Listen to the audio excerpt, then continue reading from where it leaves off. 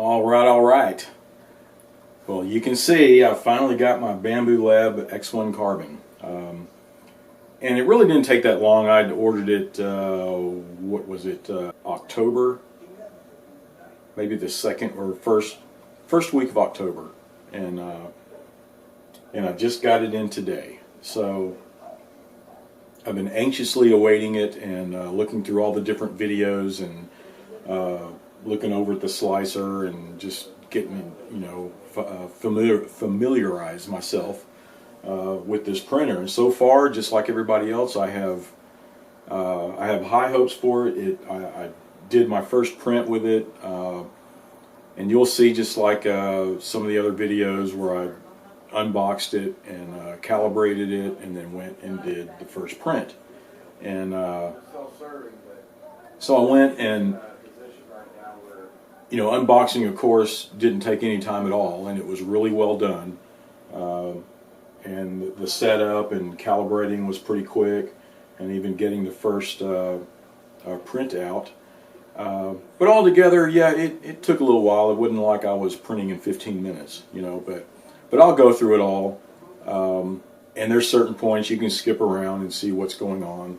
But let's take a look at it. Alright, so there is the box, and it came in pretty clean. There's no big dents, no gouges, no damage to the outer box, so that was a good sign. It looks like my cat wanted first dibs on everything, but just taking it out was really easy. Gave those little ears to pull the bag out, made it super easy. And checked around everywhere to make sure there's no dents or scratches or anything like that. And there's the filament it came with, and that was it. Everything else is inside the enclosure. And there's the quick start guide. I leafed through it really quick and then just got into it. Now I was kind of surprised. You can see the lid was held on with tape and all that stuff. I was kind of expecting that top lid to be hinged, but no big deal. It just lays right on top, and the door was pretty easy to take off. It gave some special instructions on the front, made it a lot easier.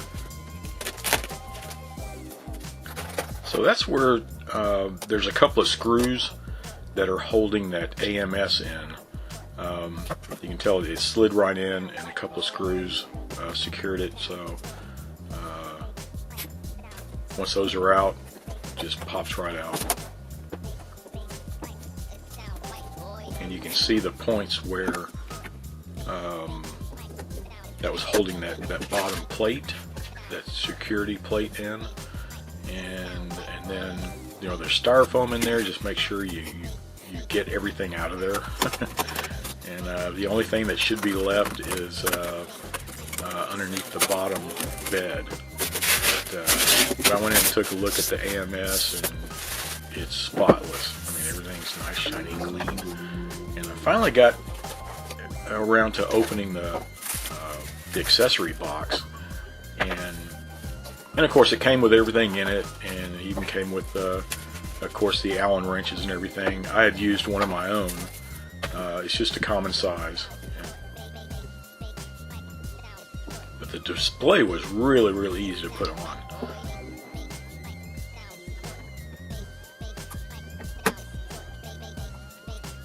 And the PTFE tubes were very easy to connect,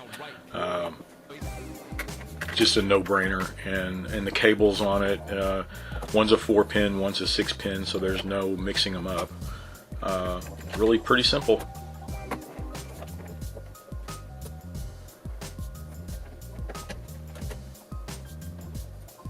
Just double checked everything to make sure everything was tight, and then I put on that rear spool holder, and it's kind of short, and I think there's already some models out there where you can download an extension for it.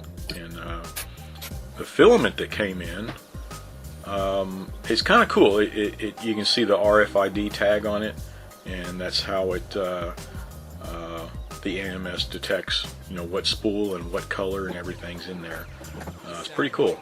So I went in and loaded it in. It was no problem. I had some other PLA, I think it was the Anycubic. So I just loaded it in as black, and I loaded it in as a generic PLA. And that's when I noticed how some of the steps in the quick start guide, they're not in the right order. I mean, it covers everything, and so as long as you just look at the whole thing, then you'll do fine. It's a no-brainer, but just don't follow it page to page, because they're definitely not in the right order. Here's the first power up. From here on, I'll probably go in real time. I'm not going to, well, except for the actual printing. I won't let you sit through that. But as far as the first power up and calibrating and all that good stuff, I'll go through it, and because it's interesting to watch and it's interesting to hear it. So from there, we're just looking at it, speaking, the English language, and then I believe that was to connect to the network. And then you can either scan that code to identify the computer. But when I loaded the Bambu Handy, and it just found the printer, right? Pretty much right away, so that was kind of cool. It was very easy to set up, and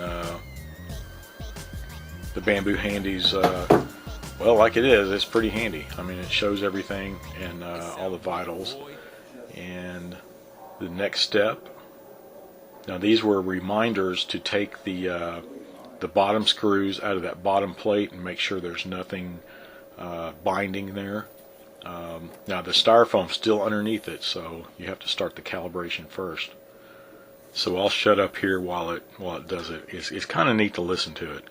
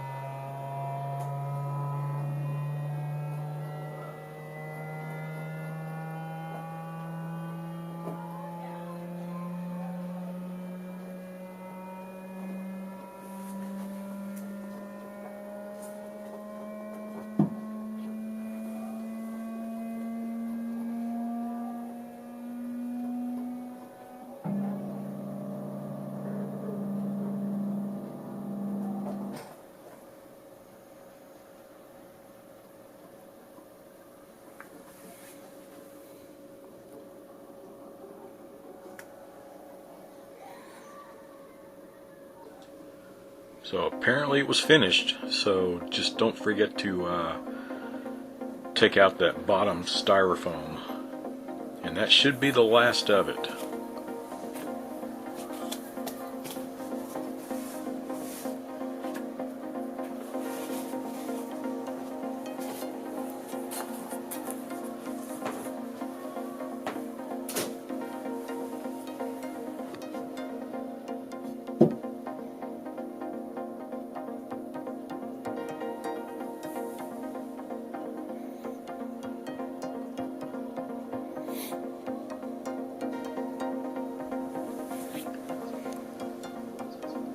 So now with the calibration complete, then it looks like it was ready to download the latest firmware. And once I started it, I'll fast forward through this because it did take quite a long time to download it, and then some time to install. Installing was no big deal, but downloading it did take a little while. So I just fast forwarded to the point where it was actually installing.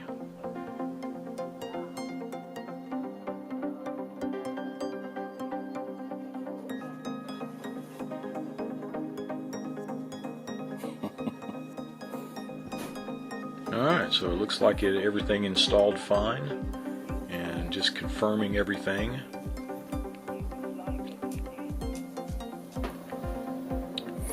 And you can see where I had pre-programmed that basic PLA in black, and you can see where it is listing it as black PLA, generic PLA, and I set that in the slicer.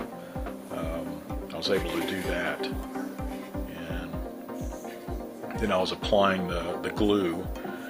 Since it's recommended, it's a cold sheet, 35 degrees C, I believe, and I just hate using glue, but you know, I just want to make sure. You know, it's kind of a downfall. It's like, man, I hated using glue when I had to with my Creality stuff, but so decided just to do the first print as the Benchy, of course.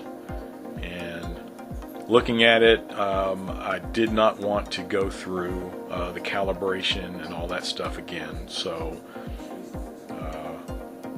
I set it to not do the calibration and no more bed leveling, since I just did it actually. So I just set it up and let it do its thing. But you can see once I started it, it still goes through quite a few steps before it actually starts printing. And you can see you can see the list there, and because basically it's saying it's going to take 24 minutes to print, but 7 minutes of that, I believe it was about 7 minutes, was actually all this pre-stuff, and so it's about 17 minutes to actually print. So here we go.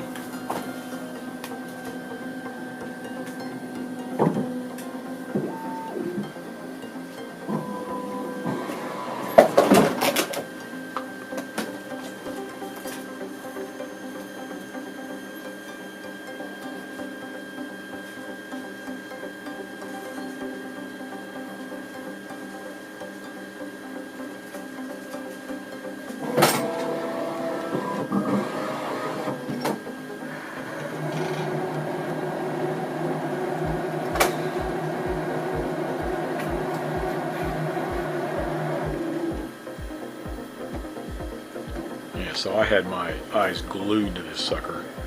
I mean, the whole time it was.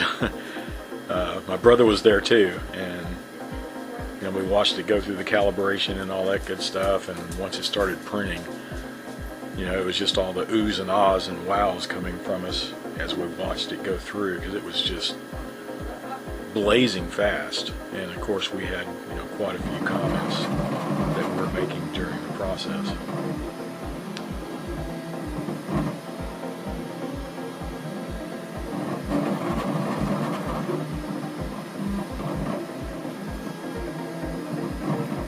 Looks like the infill's bare minimum, probably 10 or less. Wow. So that's what's going on. going so fast. And it looks like it's rectilinear, so it's just fastest infill it can get away with.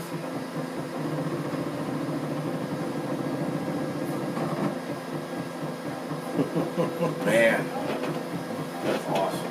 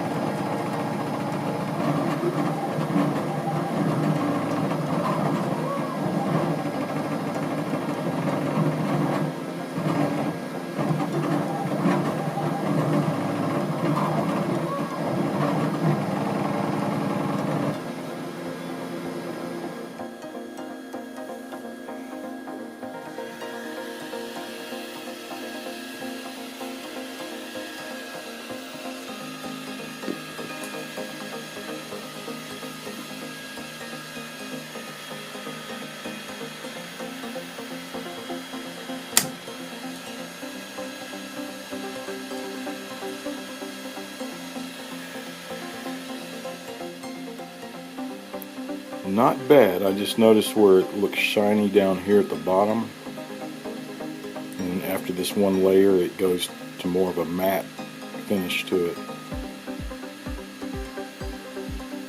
But everything else looks good. There's no ghosting anywhere. Well, maybe a little bit right here. You can see it going this way. Yep. See that in the right light, but everything looks good. You can read the CT3D.XYZ, and you can see down here where it left some traces because I put the glue on there that was included with it, and I'll have to get a scraper and get this stuff off. I didn't put the glue down here where everything was applied, so hopefully this will come out. I didn't even think about that. Didn't know it was going to do all that. But yeah, looks like it's coming up. Most of it. Looks like there's a couple of runs that are on there pretty tight. So, okay. Well, that was the first print. And back here on the chute, I had this so far over on the table. These pieces just dropped to the floor, but you can see that's how much came out of the poop chute for that print. But we'll see. I'll be experimenting, of course, later. And we'll see how it goes with a double color print. But the Handy app was pretty cool too. You can see the camera in here. The camera is located up here in this top corner, and it tells you all the vitals there. That was pretty cool.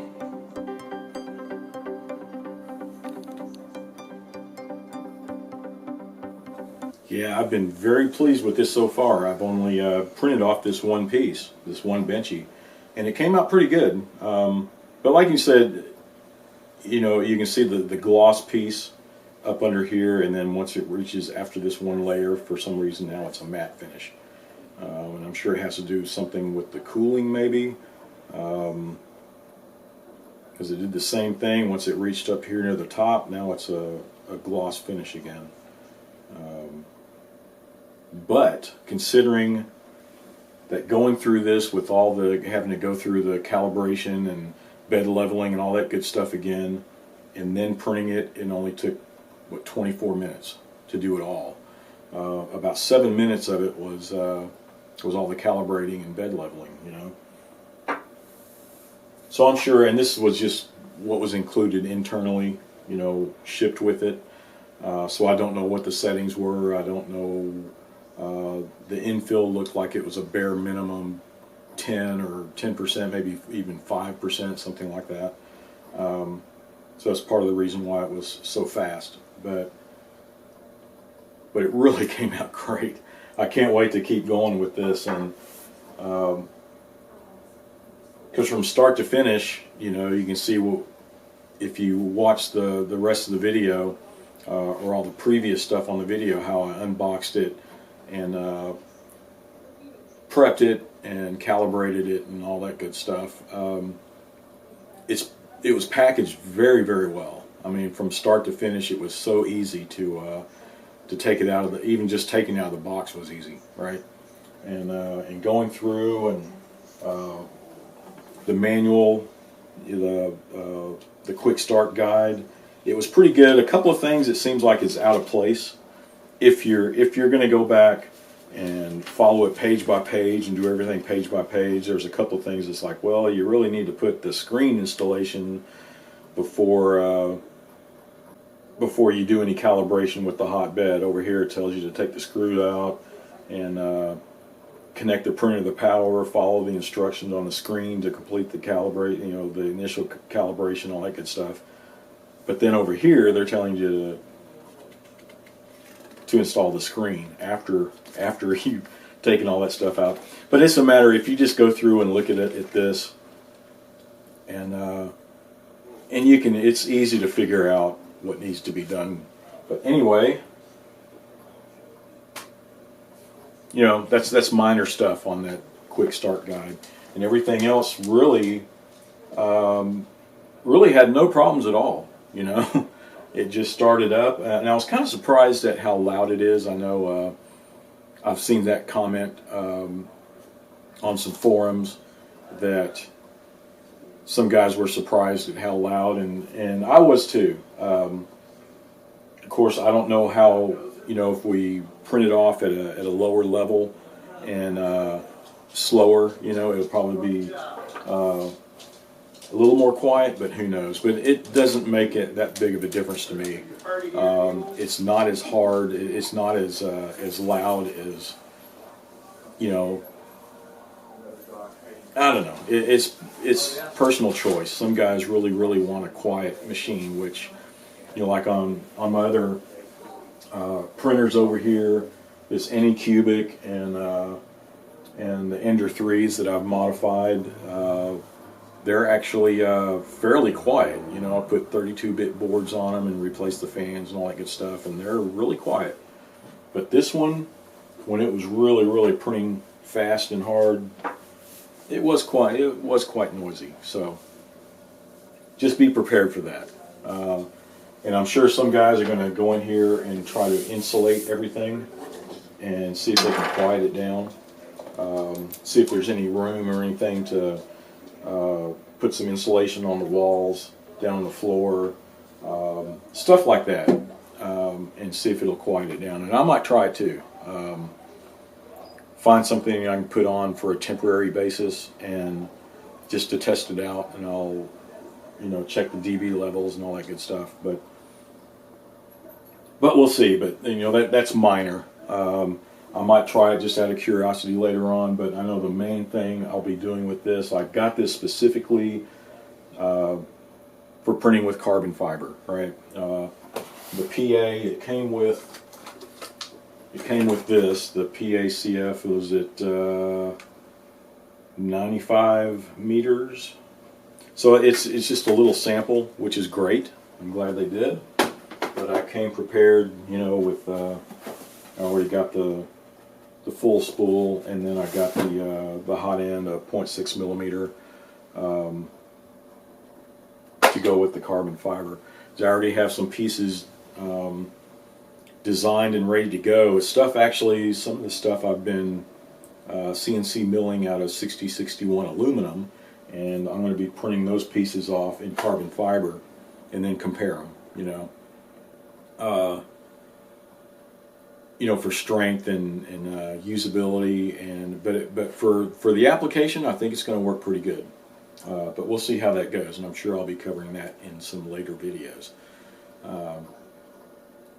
So I guess that's it. You know, I was rambling on there. I'm just really excited to get this Bambu Lab the X1 Carbon in, and it looks like they're already advertising for their next printer. I just started seeing a bunch of posts about that and the official, you know, the official news on how much it's going to be and all that good stuff. So that'll be pretty neat. Well, I'll be playing with this one for quite a while, and we'll see how it goes. And maybe I'll be able to check out one of the new printers pretty soon. So I guess that's it for this video. So as always, thanks for watching. Be sure to subscribe and watch for my next videos.